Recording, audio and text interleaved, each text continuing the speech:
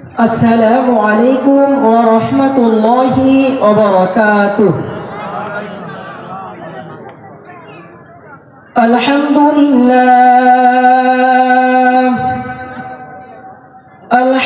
لله نحمده ونستعينه ونستغفره ونؤمن به ونتوكل عليه ونعوذ بالله من شرور أنفسنا ومن سيئات أعمالنا. من يهده الله فلا مضل له ومن يضلله فلا هادي له. ونشهد أن لا إله إلا الله وحده لا شريك له. ونشهد أن سيدنا وسندنا وحبيب ربنا وطبيبنا وطبيب قلوبنا ومولانا محمدا عبده ورسوله صلى الله تعالى عليه وعلى آله وأصحابه وبارك وسلم تسليما كثيرا. الذي أرسله الله تعالى بالحق بشيرا ونذيرا وداعيا إلى الله بإذنه وسراجا وقمرا منيرا. أما بعد فأعوذ بالله من الشيطان الرجيم.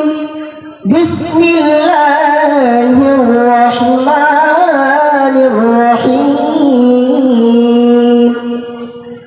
يا أيها الذين آمنوا كتب عليكم الصيام كما كتب على الذين من قبلكم لعلكم تتقون.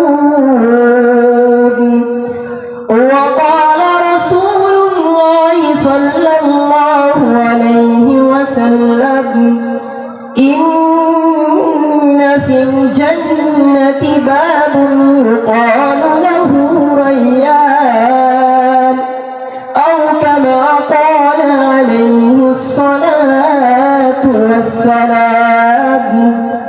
سبحانك لا علم لنا إلا ما علمتنا إنك أنت العليم الحكيم. الحمد لله. বয়ারসিংহা গুচ্ছগ্রাম জামে মসজিদের উদ্যোগে আয়োজিত অধ্যকার মাহফিলের সম্মানিত সভাপতি, প্রধান অতিথি, বিশেষ অতিথি, জাতির মাথার মুকুট ওয়ারাসাতুল আম্বিয়া হযরত উলামায়ে কেরাম, বাংলার দূর দূরান্ত থেকে আগত আল্লাহ প্রেমিক, নবী প্রেমিক মুসলমান, আমার সমবয়সী কলিজার টুকরা যুবক বন্ধুগণ এবং স্নেহের ছোট ভাই, পর্দার অন্তরালে এবং বাড়িতে অবস্থানরত আমার সম্মানিতা মা ও বোনেরা, আল্লাহ পাক রব্বুল আলামিনের দরবারে লাখো কোটি শুকরিয়া, যেই আল্লাহ তাআলা আমাদেরকে দুনিয়ার সমস্ত কাজকর্ম থেকে ফারেক করে জান্নাতের বাগানে আসার বসার সুযোগ করে দিয়েছেন। ওই আল্লাহ তাআলাকে আমরা রাজি এবং খুশি করার জন্য সকলে জবান খুলে মহব্বতের সহিত পড়ি আলহামদুলিল্লাহ। মানুষ অনুযায়ী আওয়াজ একটু কম হয়েছে, সকলে জবান খুলে পড়ি আলহামদুলিল্লাহ। সম্মানিত উপস্থিতি, আল্লাহ পাক রব্বুল আলামিন আমাদেরকে এই জান্নাতের বাগানে আসার এবং বসার সুযোগ করে দিয়েছেন, এটা আল্লাহ পাক রব্বুল আলামিনের পক্ষ থেকে বড় একটা অনুগ্রহ। কি বলেন আপনারা? সবাইকে এই বাগানে আসতে পারে? আল্লাহ তাআলা যার ভালো চাবে, আল্লাহ তাআলা যাকে পছন্দ করবে, আল্লাহ তাআলা যার কল্যাণ চাবে, ওই ব্যক্তিকে আল্লাহ তার দ্বীনের কাজ করার সৌভাগ্য প্রাপ্ত করবে। এই দেখেন হাদিসের মধ্যে আল্লাহ রসুল জনাবে মুহাম্মদুর রাসূলুল্লাহ সাল্লাল্লাহু আলাইহি ওয়াসাল্লাম ইরশাদ করেছেন, قال رسول الله صلى الله عليه وسلم من يرد الله به خيرا يفقهه في الدين।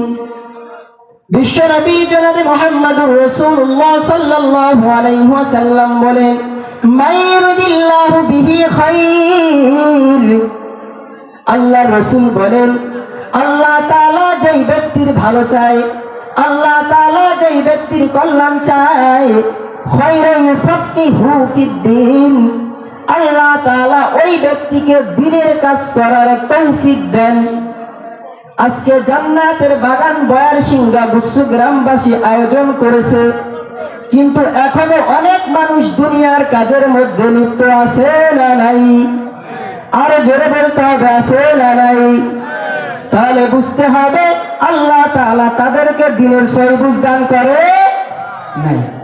তাহলে আল্লাহ তাআলা এত মানুষের মধ্যে আপনাকে আমাকে এই দ্বীনের কাজ, জান্নাতের বাগানে আসার সুযোগ করে দিয়েছেন, এটা আল্লাহ তাআলার পক্ষ থেকে বড় অনুগ্রহ কি অনুগ্রহ না? আপনারা বলেন, অনুগ্রহ না? তা এটা আল্লাহ তাআলার পক্ষ থেকে বড় একটা নিয়ামত। তো আল্লাহ পাক রব্বুল আলামিন বান্দাদেরকে আযাব দিতে চান না। আল্লাহ তাআলা আমাদেরকে দুনিয়ার বুকে প্রেরণ করেছে, আল্লাহ মহব্বত করে মানব জাতিকে সৃষ্টি করেছে কি আযাব দেওয়ার জন্য? আযাব দেওয়ার জন্য আল্লাহ তাআলা আমাদেরকে সৃষ্টি করেননি। আল্লাহ পাক রব্বুল আলামিন কুরআনের মধ্যে বলেন, মা ইয়াফআলুল্লাহু বিআযাবিকুম ইন শাকারতুম ওয়া আমানতুম। হে দুনিয়ার মানুষেরা, আমি আল্লাহ তাআলা তোমাদেরকে আযাব দিতে চাই না, আমি আল্লাহ তাআলা তোমাদেরকে কষ্ট দিতে চাই না। ইন শাকারতুম ওয়া আমানতুম, আল্লাহ বলে যদি তোমরা শুকরিয়া আদায় করো, আমি আল্লাহ তাআলার নিয়ামতের কৃতজ্ঞতা প্রকাশ করো, ও বান্দা, আমি আল্লাহ তাআলা তাহলে তোমাদেরকে আযাব দিব না। সুতরাং মুসলমান, আল্লাহ পাক রব্বুল আলামিন আমাদেরকে জান্নাতের বাগানে আসার সুযোগ করে দিয়েছেন, বড় নিয়ামত। আর এই নিয়ামতের শুকরিয়া যদি আমরা আদায় করি, আল্লাহ তাআলা ওয়াদা করেছে তাহলে তিনি আমাদেরকে আযাব দিবেন না। সুতরাং মুসলমান, সদা সর্বদা যেমন অবস্থার মধ্যে থাকব, নিয়ামতের শুকরিয়া আদায় করতে হবে কার? আরে জোরে বলতে হবে কার? আল্লাহ তাআলা।